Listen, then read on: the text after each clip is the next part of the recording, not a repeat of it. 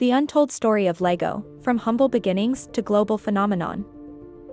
Welcome to the vibrant world of LEGO, a timeless toy that has sparked the imagination of generations across the globe. Our journey begins in 1932 in Billund, Denmark, with a humble carpenter named Ole Kirk Christensen, the mastermind behind LEGO. In its early days, LEGO was merely a small workshop crafting wooden toys. The name LEGO itself, interestingly, means play well in Danish. By 1949, LEGO made history by introducing the automatic binding brick, a precursor to the modern LEGO brick we adore today. The revolutionary design of LEGO bricks, patented in 1958, allowed endless creativity, firmly establishing LEGO as a household name worldwide.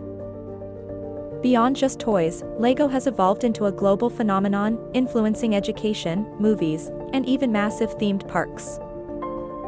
Today, LEGO stands as a testament to the power of imagination, connecting people of all ages through the joy of building.